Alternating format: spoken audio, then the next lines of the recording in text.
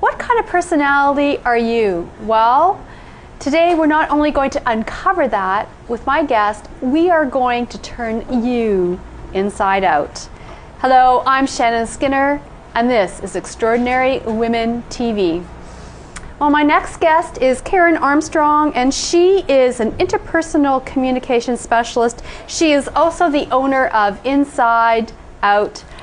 Later in the segment, before we take a break, I'll have my regular Good to Know Minute when I ask my guests for their top success tip, and you're going to hear Karen's. Karen Armstrong, it's so great to have you here. Oh, it's wonderful to be here. I think this is a phenomenal show. So, well, thank you so much. Now, we're going to be talking about personality types today and how to turn people inside out. But where you started or where you're at, or the pivotal point in your career to where you're at is you got really interested in Reiki at some point.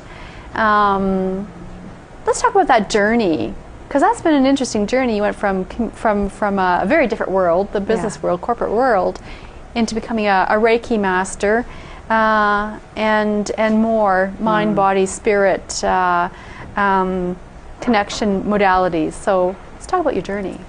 So I followed the great North American dream, which was growing up, going to school. Then, of course, from school you go to post-secondary education and pick your career. And there's so much out there that I was really interested in. But through school I had worked in the hospitality field. So I thought, well, if I do a business degree, but in the hospitality field, then I have lots of opportunity in that. There's travel, there's tourism, there's excitement, so I did that and graduated and worked in that field for a couple of years and realized that it's a wonderful field, but we're working when everyone else is playing. So as I looked long term in my life, I thought, no, that's probably not the match for me. I'm quite a family person. So I switched into the corporate arena and worked the so-called 9-to-5 job, which really never is true. But it was a wonderful career choice. I went with an international packaging company. I went through the ranks. I have customer skills. That's always been my forte. So I started in customer service, went through sales, did special projects. And through that time, we got married, started our family, and by the time our third son was born, life was a little more challenging and balancing and juggling a lot of balls, which I know from working with clients now is not unusual for us as women or men now. So I got to a point, there was an incredibly pivotal point in this, Shannon, as I had climbed up the corporate ladder. I was traveling around the world, loved the traveling, but the stress that it caused at home was big. And this one morning I was driving out to work, and my middle son broke away from the new nanny and grabbed onto the back of my van as I was driving down the driveway, slowly, of course, screaming for me not to leave him. That pulled at my very deep, nurturing mom heartstrings. And I cried all the way to work that day. And I got to work, and there was a good friend that I'd connected with at work, and as soon as she saw me walk in the door, she knew there was something wrong. She grabbed me and pulled me aside and said, "What's going on?" And I just said, "I don't know if I can keep doing this. I think I'm in overwhelm and I can't keep it all in the air." And she said, "You need Reiki." And I said, "I don't even know what language you're talking right now." And where did the Reikis come from? Yeah, where did the Reikis come from? So she said, "It'll help you find your truth." And I went, well, that's something I need to hear right now. So that was the start of my journey into Reiki. So it was a journey. It was the start of a journey. Reiki is a hands-on healing modality. I was connected through this friend to an incredible Reiki master in Toronto, Anita Levin. And that was, the introduction of that changed my life. It all of a sudden brought me in touch with a deeper part of me, not what the world expected of me, not what my parents, bless their hearts, wanting the best for me, but not their voices, not the world voices, but my voice, which I I had pushed way down inside because I didn't think it counted as much. And I focused on looking after everyone else, which is part of my personality type we'll get to later. So as I started to really learn how to listen to my inner voice, then new opportunities started to show up, and my truth went, I need to make some changes in my life. It might not be easy, but when you really know something for sure, it's like you can't turn back. So Karen, your story is the story of so many women out there, juggling career, business, family, trying to find time for themselves. You know, this is something that so many women can relate to. But you change that. It takes courage. It takes real courage. And really, I just have to believe that if that voice is strong enough, you can't ignore it. It's like there's a crossroad, and it's like, okay, I'm going to shove it back down again, but that didn't work for me, so I'm going to have to take this leap of faith. And I started by downsizing my responsibility of my work. I took a cut in pay, a cut in responsibility, worked for a wonderful little marketing firm. And at that time, I also was introduced to the personality system that I work with. So that started another little piece that you know, brought me insight and strength. And then it was in 2000 when I finally said, okay, I need to step forward in this, because my friends and my circle were very connected with what I was doing and wanted to know more. As you said, it's rampant in our society. And so my circle wanted to learn more. What are you doing? What are you learning? Share it with me. Oh, this is good. And I went, oh, this is good. And I guess I'm meant to teach this. I'm meant to step out in this and do it as work. If they say find your passion and make it your work, then this is what I need to do. And so I stepped out. So, you know, what we're talking about is the Enneagram. Yes. Is that the proper way to pronounce it? And it's, well, we all have our own flair. So Ennea is Greek for 9. Right, okay. And gram or gramos for the diagram. So Enneagram, or Enneagram, as many of us say, okay, got it. Is the personality system. So we'll be talking about that a bit later.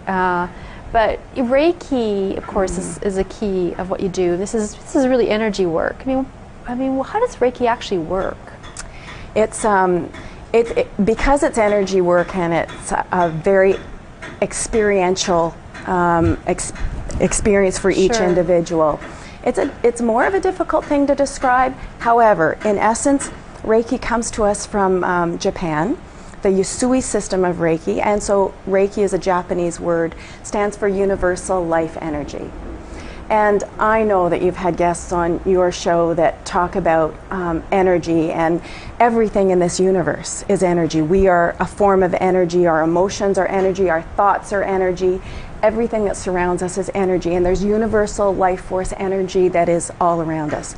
So I liken it to a give and take. In our life, we tend to give, and we give, and we give, and we deplete ourselves. When are we receiving? So we receive when we feed ourselves with good nourishment, when we get rest, when we do things that bring us joy. I say, as a Reiki master and Reiki practitioner, when someone comes into me, I plug them in through my hands to that unending, unlimited universal life force. And so I plug them in and say, okay, fill up your tank. Fill up your tank. Fill oh, up that's your great. tank. So if your tank's running low, find a Reiki master. Yeah. And as we do that, it's getting out of our head and bringing us into listening to our body. Our body is brilliant. It knows so much about what we're doing. It works with us all the time, whether we're listening to it or not. Well, we spend a lot of time in our heads. We think and we overthink. Certainly know that I do. It's natural. And not as much time in the body or connecting with our hearts, perhaps. Yeah, absolutely. So it gives people a guided way to connect with that. To me, I find Reiki is probably one of the best stress relievers that you could ever experience. We know meditation is, we hear the benefits of meditation, and I absolutely believe in it. However, a lot of us say, I don't know how to shut off the monkey brain and get into meditation. I can sit there, but my head is going. So if you come and see somebody and they give you permission to get on a table and relax and start focusing on this wonderful breath that we have, and you don't have to do anything. You're told, okay, you don't have to do anything. I'm just going to do it all for you. Just let yourself relax. Start focusing on your breath. Listen to your body. Where are you at? And then the magic happens. Is work-life balance actually possible, do you think? I do think it's possible. Yeah. It is part of a journey, and it's always something that we're juggling, but it's a muscle, and the more we pay attention to it, the easier it gets to do. So does it start with awareness? Absolutely. I mean, is that really... Yeah. Oh my God, change. you know, my life is out of balance, or I spend way too much time, you know, in my business, or not enough time with my family or my loved ones, and that's really the beginning. Yeah. We're always trying to do the best we can. We're not trying to sabotage ourselves usually, right? So we're in this, we're on the train. I say we're on the train, right? And it starts speeding up, and we don't even realize that it's speeding up. We forget how fast we're going until we stop. And then we go, wow. Right? So, yes, the awareness absolutely comes first, Shannon. And then we can start looking at, oh, well, what choices do I have? Because then awareness at the start goes, okay, now what? What do I do about that? Well, now, Karen, we have to take a break, and that means it's my Good to Know Minute, and I know you've got a great tip, so jump right in there. You bet. I'm going to say that our truth is not in our head. Our truth, the wisdom of our truth comes through our body. Our body speaks lots of secrets and insights because it's connected to the heart.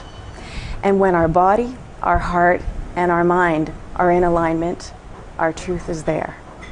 Well, that's good to know. Well, we're going to take a quick break, and when we come back, more with Karen Armstrong, owner of Inside Out, and we'll be talking about personality types, and you're going to find out what personality type you are, and I'm going to find out what personality type I am. So stay right where you are.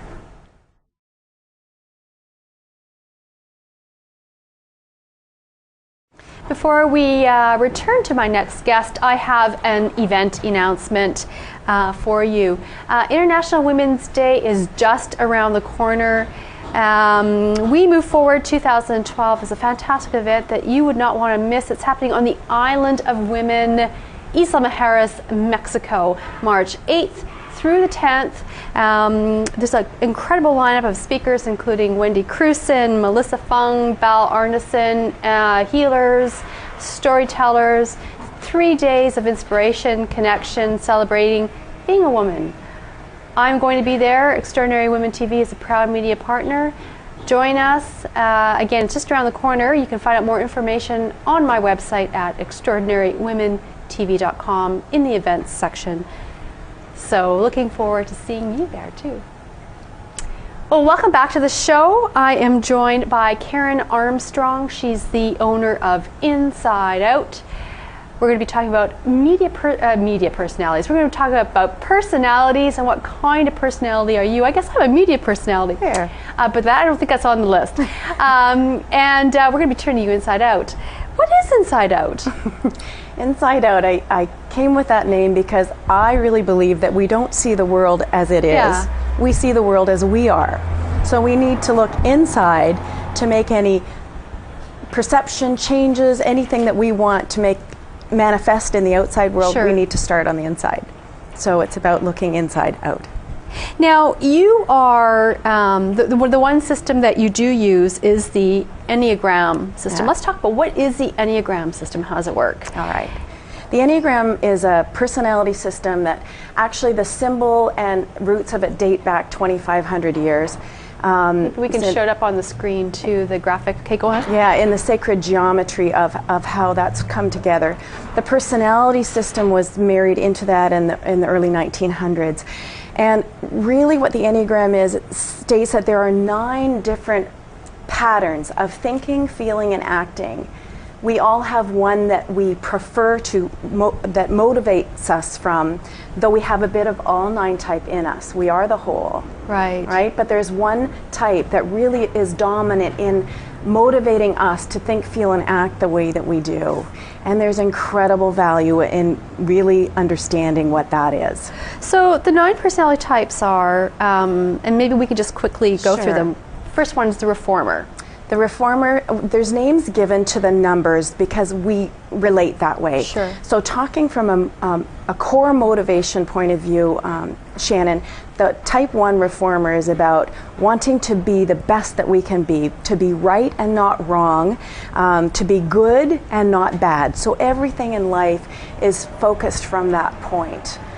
Not for everyone else, for yourself, this inner conscience that comes up. The helper is number 2. The helper is, so there's me, as I said, the customer service person, motivated to be appreciated, liked, and loved by others in the world and not be rejected, right? So not have needs ourselves, but look after the needs of others. That's very typical for women, too. Yes, there is an archetype on there. Yes. Achiever. The achiever type 3 is about I can't be appreciated for who I am. I can only be appreciated for what I do. Therefore, what I do must be successful. F in their world is failure. Failure is not an option if you're a type 3. Connoisseur. Connoisseur, yes, is type 4. So this is the type that lives knowing that we are all 100% unique individuals, and as a 4, my job is to express my own authentic individuality in this world, and I do that through creativity, through feeling. So our 4s are the real feeling sensitive type. Number 5 is the investigator. The investigator, then we go from the heart center into the head center, because our investigator is all about knowledge and wisdom, and they're motivated in life to understand the universe. So really wanting to understand where we've been landed in this lifetime and to be self-sufficient. So that's the core motivation that drives our 5s. Number 6 is a loyalist. Loyalist comes in a place of knowing that this world is unpredictable, and they are motivated to make sure that they can create security in their life, so that they're pre-planners. They think ahead, right? So they're the doubters that question and check everything out and want to have a plan A, a plan B, and probably a plan C. And if all else fails, plan D? Yeah. Okay, number 7 is an enthusiast. The enthusiast then comes in with this brilliant energy that, oh my gosh, look at this world. How long do I have? 1 lifetime? Let's go. We call them the experience junkies of the Enneagram. They want to try everything. They're curious. They're energized. They want to learn about people and things. And, you know, it's about what's out there. And let's find out. Let's have fun. And number 8, the challenger. The challenger will all know some, and there's part of it in all of us. So the challenger comes from this core of saying, you know what, there's going to be bosses out there, warriors, and there's going to be the troops. I'm going to be the boss and the warrior of my life. Nobody's going to tell me what to do. So I come in knowing what I want, how I want it, and I'll line things up. They'll take risk, they'll take charge of their life. So they're real entrepreneurs and real risk takers, and make things happen in this world. And then number 9, finally, is the peacemaker. Yes, so aptly at the top of the Enneagram symbol. Our peacemaker comes in motivated to really learn how to keep themselves in this beautiful connected place, and to do that, they don't want to rock the boat anywhere. So they don't want to cause conflict. They understand people from where they're coming from. They look at the big picture and realize that we are all different, and yet we're all valuable. We all have a place here if we just stop, you know, fighting each other and just letting us be. So maybe, Erin, if we can pull up the image, the graphic one more time, that would be great, just so we can refer to it. Now, in trying to find out which personality type I am, I mean, I see myself in all 9. I can Great. say, yeah, I've got that, I've got that, I've got that, definitely Yeah. that. But you said there's one that's dominant. So how can I determine which one is dominant? I mean, when I think of myself often, I think what comes up is perfectionist, for good and for bad. Yeah. But that's not on the list of a type. So It is where would I Yeah. where would I fit on this Okay. list? So perfectionist is also a title given to type 1. The reformer. But Okay. the reformer is a nicer way of looking at it. As my husband would say, who's a type 1 on the Enneagram, he said, well, I don't believe I'm a perfectionist. I just want to do things right. That's the label all of you give it. So reformer comes in because you see something that could be better and you want it to be the best it can be, yourself and other things that you're involved with. So the focus of attention, if your focus of attention often goes to what's not working, what could be better, then it would give a hint that that is part of your inner makeup. It's the part you can't shut off. Yes, I can be the helper, and I can be the loyalist, and I can be the adventurer when I want to do that. But the part that I can never shut off is this inner voice in my head. We say ones have an inner critic that's always operating in their thinking. Would you identify with that? Well, I would say there's something, yes, absolutely, striving for better, striving for things to be just the way I want them to be. Yes. A little bit of a control A little issue bit, there. Is that part of the reformer too? Yes. Okay. Do you like rules and regulations? Because that No, I like to break them. All right, but you like to know what they are? Yes. Okay. So if they make sense, you'll follow them? If they work within my values. Thank you. Values Yes. is another If it works within huge my core values. piece If for it doesn't type work 1. within my values, I'm breaking that rule. All right. Yeah. All right. But you'll be very secure in understanding why you're doing that. Yeah. That it's not about being bad. It's about reforming because that's what is really right. Right. And you take a little bit of time before you actually speak your piece, don't you? You mull it through and make sure that you've looked at all angles so that by the time you speak your truth, you're very certain it's your truth. And would that be maybe aligned a little bit with the investigator as well? I mean, it sounds like some of that's crossing over because... Great. Well, what's interesting is on the Enneagram we have lookalikes. Okay. And so you're picking up something perfectly here that, that 1 and, Go figure. 1 and 5 often look alike because there's a sense of thinking things through and being in the head, whereas the 1 is actually in the body center, but you're suppressing it. Ah. So when you settle in, there's really an inner knowing that drives you. Right. Yeah. And so the investigator's a bit curious. Yes. Right? Yes. Yeah. Absolutely. That's the journalist in me. So the Enneagram also allows for us to look at how we might behave if we're under stress, or how we might be if we're in a supported, secure place. We call it the path of disintegration or path of integration and growth, which I really love. It's never about putting us in a box. We've already put ourselves in a box. The Enneagram helps us discover a way to free us from automatic patterns so that we can make choice in the moment and be free.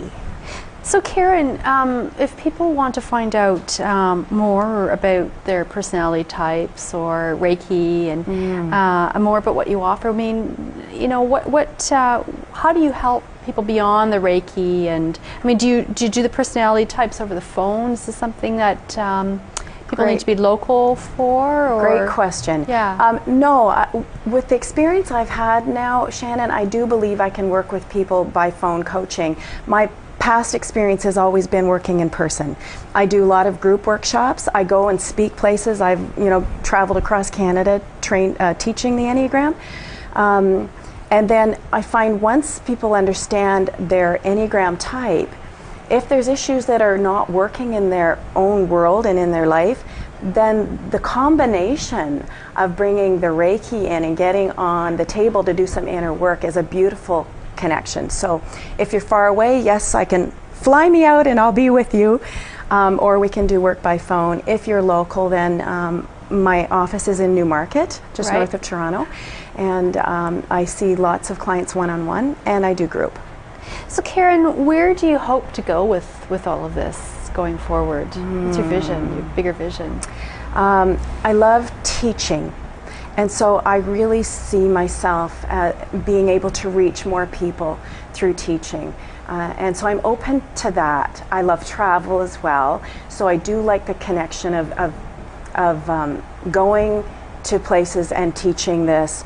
But I'm also very open to writing a book and to doing more online work, because I can do the teleconference and that type of thing. I want people to understand themselves. I want them to be free in their truth so that we create peace person by person in this world. Well, Karen, I really enjoyed this time. Unfortunately, we now are out of time. But I got a chance to know a little bit more about my personality. So we'll have to put media personality on that list, number 10 somewhere. Okay.